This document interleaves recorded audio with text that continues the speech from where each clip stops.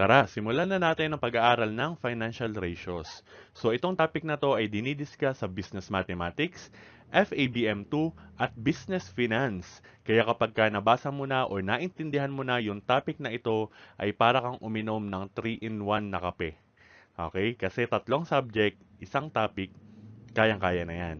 So, kasunod ito ng discussions natin about financial statements. So, dapat familiar ka na with those financial statements dahil ang pagbabasehan natin ng mga information sa financial ratios ay more on manggagaling doon sa mga financial statements na pinag-aralan na natin dati.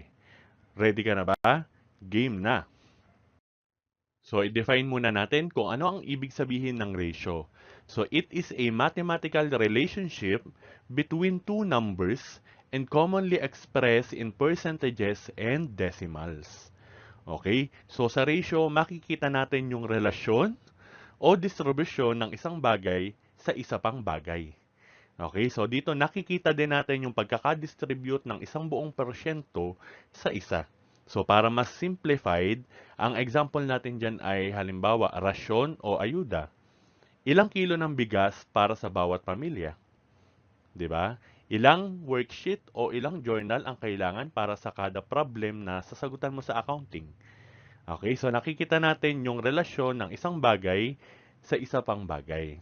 So, yung ratio sa business, ginagamit siya for management purposes and decision making.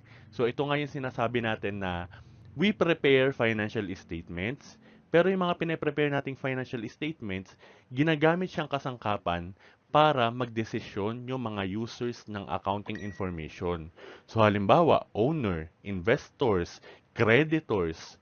So, gagamitin nila yung financial statements at yung formula or yung mga tools na gagamitin para makatulong sa kanila sa kanilang decision making ay yung mga ratio. Mangungutang ba tayo as a company? Kung tayo yung investor, mag invest ba tayo sa business na yan? Okay? So, ganon. Yon yung purpose ng ratio. So, mayroong iba't ibang financial ratios. Merong liquidity ratios, solvency, and profitability ratios. Sa video na to, pag-aaralan muna natin yung una, yung liquidity ratios. Okay ba yon? Tara na! So, i-define muna natin, liquidity ratios determine a company's ability to cover short-term obligations and cash flows. Okay, so may highlight yung cover short-term obligations. So, tignan natin. So, kapag kasi sinabi natin na liquidity kasi sa accounting, nung napag-aralan natin, ito yung kakayahan ng isang company na i-convert yung kanyang mga assets sa cash. 'Di ba? Kaya, kina-classify natin kung current asset or non-current asset, 'di ba? Kapag ka madaling ma-convert into cash in less than a year or short term, current asset. Kapag ka hindi naman, non-current assets. Okay? Kasi yung primary purpose nga kung bakit kailangan ma-convert sa cash ay para makapagbayad ng utang. Okay? Isa 'yon. So sa finance, dinedefine natin yung liquidity kung gaano yung kakayahan ng isang company na mabayaran yung mga pagkakautang nito gamit yung mga current assets na yon. Okay? Or gamit yung mga assets ng business. Okay? Kaya naka-highlight dyan yung cover short-term obligations. Okay? So, under liquidity ratios, so meron tayong apat. So, una ay yung current ratio. Pangalawa, quick ratio. Pangatlo, receivable turnover. At apat, inventory turnover. So, iisa-isahin natin yung definition, formula, at magbibigay din tayo ng example at interpretation para mas madali mo siyang maintindihan at ma-appreciate mo yung ratios. Okay? So, simulan natin doon sa current ratio. So, una natin ay yung current ratio. So, it is also known as the working capital ratio. So, it is one way to assess the overall liquidity of a company by comparing current assets to current liabilities. Okay? So, base na rin sa definition, yung formula niya ay, ayan, yung parehas na may current. Kaya nga siya current ratio. Okay? Para mas madali mong ma-memorize. So, current assets divided by current liabilities Yung makukuha mong sagot dyan sa calculator mo, iyon yung current ratio. Okay? So sa current ratio kasi, tinitignan yung kakayahan ng isang kumpanyang makabayad ng short-term obligations gamit yung current assets. Okay? So ano ba yung mga current assets? 'Di ba? Cash, receivable, supplies, inventory, ano pa, prepaid expenses at marami pang iba. So tignan nga daw natin kung kaya ng isang company makabayad ng utang gamit ng current assets. Ayan. So dito kakailanganin mo yung statement of financial position kasi doon mo makikita yung amount. Okay? So makikita mo dyan yung total current assets. So kung magkano yung amount nun, i-divide mo sa total current liabilities. Magkano yung amount nun? Iyon yung current ratio. So magbigay tayo ng example. So magbigay tayo ng example. So yung current assets natin ay 2,421,678 pesos. Yung current liabilities naman ay 1,766,108 pesos. So base sa formula, ang gagawin lang natin ay i-divide yung current assets na 2,421,678 sa 1,766,108 na current liabilities. So syempre, gagamitin mo yung calculator mo, ang lalabas na sagot ay 1.37. Okay, so ano ba ibig sabihin ng 1.37 na yan? Ibig sabihin, sa kada piso na utang ng kumpanya, ay kaya nitong magbayad ng 1.37. Okay? Ibig sabihin, kayang bayaran ng buo yung utang, may labis pa na 37 cents. Okay? So maganda ba o hindi? Okay? Depende sa industry. Pero syempre, in general, meron tayong tinatawag na acceptable ratio. So sa current ratio, ang acceptable ay 1.5 between 1.5 to 3. Okay? Ibig sabihin, kung tayo ay nagpapautang, tayo yung inuutangan na kumpanya, bago natin pautangin yung isang company, kailangan yung current ratio niya ay sa pagitan ng 1.5 to 3. Okay? Para safe ka lang din na stable yung kumpanya at kayang magbayad ng current obligations. Okay, yung mga short-term obligations. So kung tayo naman yung nangungutang na company, so kailangan pataasin muna natin yung current ratio doon sa acceptable level. So between 1.5 to 3. So yan yung sinasabi natin na yung ratio ginagamit siya for decision making ng mga business owners or kung sino man yung affected. Okay? So yan yung current ratio. Next naman natin, number 2 na ratio ay yung tinatawag nating quick ratio. So from the word itself, quick, ibig sabihin, mabilis. So mamaya alamin natin bakit at gaano kabilis ba yan. So it is also known as the acid test ratio. The quick ratio is more conservative in the sense that it does not include all current assets in the computation. So, yung formula natin dyan ay quick ratio is equal to quick assets divided by current liabilities. So, tulad ng sinabi sa definition, hindi kasama yung lahat ng current assets. Kanina, di ba sa current ratio, kasama lahat. Okay, sa quick assets, ang kasama lang ay yung cash, receivables, at saka yung mga marketable securities or yung short-term investments. Okay, kumbaga yung unang tatlong accounts lang doon sa statement of financial position under current assets. Hindi kasama lahat. Okay, so ang gagawin mo lang, i-add mo lang yung tatlo na yun divided by current liabilities. Okay, so ano ba yung tinitignan dito sa quick ratio? So tinitignan yung kakayahan ng isang company na makabayad ng short-term obligations din. Almost the same nung current ratio. Pero mas mabilis ito. Sa mas mabilis na paraan. Agad-agad as in now na. Okay? Yung quick ratio.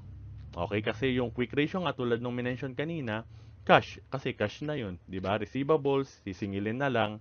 At saka i-withdraw na lang yung short-term investments. Hindi nakasama yung iba pang current assets. So, tignan nga daw natin. So, makikita pa rin ito sa Statement of Financial Position. Doon pa rin sa portion ng current assets. Pero tulad nga nung sinabi kanina, yung quick assets na lang, na cash, receivable, at saka yung investments. Ngayon, hindi mo naman kailangan hanapin talaga yung tatlo na yan kung ano lang yung available. Halimbawa, dito sa example natin, ang available lang cash at saka yung receivables. So, yung dalawa lang na yun yung i-add mo, hindi nakasama yung iba pang current assets. Okay, so yun yung magiging composition nung quick assets mo. So, based on the given. Okay, so yung current liabilities naman ay same lang din kung magkano yung total amount. Okay? So magbigay tayo ng example. So yung given natin, quick assets, 684,203 pesos. Yung current liabilities naman natin ay 1,766,108 pesos. So ang gagawin mo lang, quick assets na 684,203 divided by 1,766,108 na current liabilities. Ang makukuha mong sagot ay 0.39. Okay, ano ibig sabihin ng 0.39 na yan? So, ibig sabihin, sa kada piso na utang ng kumpanya, ang kaya lang nitong bayaran agad-agad kung maniningil ay 0.39. Okay? So, kung ikaw yung nagpapautang, papautangin mo ba? Medyo tagilid, di ba? Kasi hindi niya kayang, just in case, maningil ka agad-agad, hindi niya mababayaran ng buo. Portion lang, 0.39. Okay? So, base rin sa ibang references or in general, ang acceptable na quick ratio ay 1.0. Okay? At least kayang magbayad ng buo agad. Okay po? So, kung ikaw yung nangungutang na kumpanya, pataasin mo muna yung quick ratio mo. Kung ikaw naman yung inuutangan, tignan mo muna yung quick ratio niya. Depende kung iyon yung kino-consider mo. Okay? Next natin ay yung tinatawag na accounts receivable turnover. So, i-define muna natin. It is the number of times that receivables on credit sales are collected. Okay? So, di ba kapag ka nakakabenta tayo or may nire-render tayo na service, so hindi naman lahat ay nagbabayad agad. So, yung iba ay nangungutang. Okay?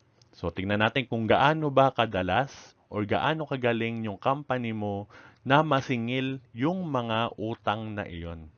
Okay? So, yun yung sinasagot natin sa accounts receivable turnover. So, sana lahat nakakasingil ng utang, di ba? So, tingnan natin yung formula. Accounts receivable turnover is equal to net credit sales divided by average receivables. So ngayon, saan nakukuha yung net credit sales? So yung net credit sales, so mula siya dun sa sales na inutang muna. Okay, pwede kasi siyang i-itemize na cash sales at saka credit sales. Ngayon, syempre, kapag ka nagre-record kasi tayo, more on sales lang, di ba? Or revenue yung nilalagay natin. So, kung walang data na pwedeng pagkunan kung magkano yung credit sales doon, so pwedeng yung sales na lang. Okay? Pero kapag ka merong data kung magkano yung credit sales, out of the total sales, yun yung kukunin natin. Okay? And then, average receivables. So, ito. Yung beginning na accounts receivable, i-add mo sa ending na accounts receivable, tapos i-divide mo sa 2. Yun nga, para makuha mo yung average. Ngayon ulit, paano kung walang data na pinrovide?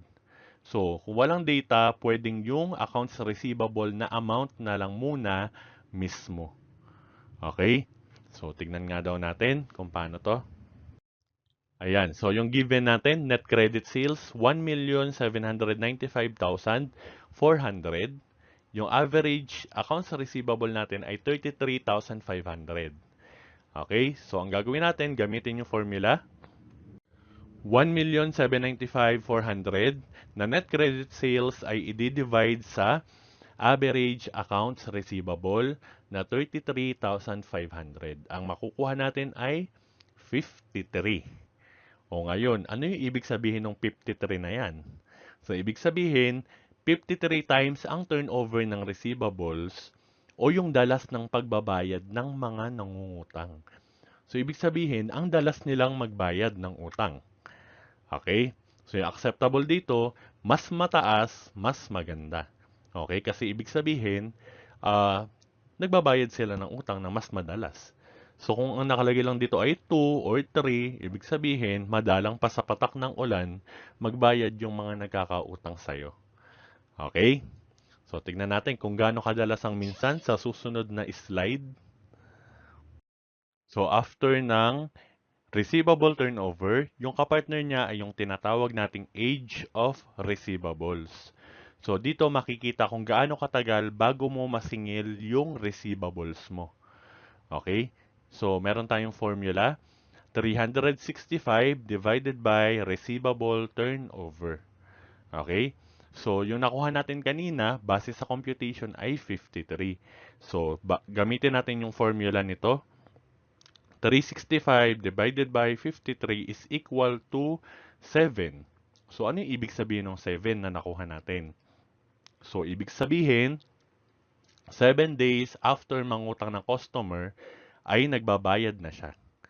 Okay? So, di ba sana all nagbabayad ng utang. So, yung acceptable dito, syempre, mas mabilis, mas maganda. So, yung kasing ganda mo. Okay? So, kasi kapag na-convert natin sa cash yung receivables, eventually may pambayad tayo ng mga expenses natin, 'di ba? And mas liquid yung ating company to pay its obligations. Okay? So, iyan yung purpose kung bakit natin inaalam yung age of receivables. So, kung ikaw yung may-ari ng company at nakita mo na yung age of receivables mo ay 40 days, 90 days, 200 days. So, ang tatagal, 'di ba? So, dapat mabilis lang din yung collection natin. Okay? And last natin para sa liquidity ratios ay yung tinatawag naman nating inventory turnover. Okay? So, it is the number of times that inventory is sold during the accounting period. Okay? So, yung formula natin dito ay inventory turnover is equal to cost of goods sold divided by average inventory. Okay? So, ano ba yung cost of goods sold? So, yun yung amount ng goods na naibenta mo. So, meron naman yung sariling ledger account. So, doon mo lang kukunin yung amount. Ngayon, yung average inventory, para makuha mo siya, kunin mo yung beginning inventory na amount, tapos ending inventory, ipag-add mo sila, i-divide mo sa 2. Okay? So kung wala naman ding data, pwedeng yung inventory na lang mismo na amount given yung iyong ilagay. Okay? Sa inventory turnover, ulit, dito mo maipapakita kung gaano kabilis yung isang company na maitinda o maibenta yung mga merchandise nito. Okay? So magbigay muna tayo ng example. So yung given natin ay cost of goods sold, 5,859,680 pesos. Average inventory, 1,377,475 pesos. So i-divide yung cost of goods sold na 5.8 million sa 1.3 million na average inventory. So yung makukuha nating amount ay 4.25. Okay, so ano ibig sabihin ng 4.25 na yan? So, ibig sabihin, 4.25 times ka lang nagpapalit ng inventory sa isang period. O example, isang taon. So, maganda ba yun? Na halos lampas 4 na beses ka lang nagpapalit ng inventory mo? Ibig sabihin, hindi kaagad nabibili yung paninda mo? So, kung sari-sari store ka, maganda ba yon? So, yung acceptable kasi natin dito, mas mataas, mas maganda. Yung mas palit ka ng palit ng inventory. Kasi, ibig sabihin, laging nabibili yung inventory mo. 'Di ba? Kung laging nabibili, laging bago at fresh yung inventory mo. Pero kung madalang yung inventory turnover, ibig sabihin, hindi agad nabibili at luma na yung stocks mo. Okay? So, tignan natin in number of days, tong 4.25. So, ito naman yung tinatawag nating age of inventory. So, dito naman natin makikita kung gaano katagal nang naka-imbak sa stock room or sa estante yung mga goods mo. So, parang ano lang din to, age of receivables. So, yung formula natin ay 365 divided by inventory turnover. Okay? So, kanina nakuha natin ay 4. Yun. Okay, so 365 divided by 4. So, ang nakuha natin ay 91.25. So, ibig sabihin, 91.25 days ang stock mo bago mabili lahat at magpalit ka. Okay, so ang tagal, di ba? Almost 3 months. So, dito kasi mas mabilis, mas maganda. Yung kasing ganda mo ulit. Okay? So, yan yung sa age of inventory.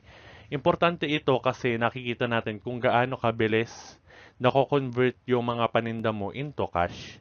So, kung matagal, so, natetenga yung iyong inventory. So, possible din dyan, mabulok, maluma, may expire, magiging expense lang siya ng kumpanya. Okay? Ayan, so yari na natin pag-aralan yung iba't ibang liquidity ratios.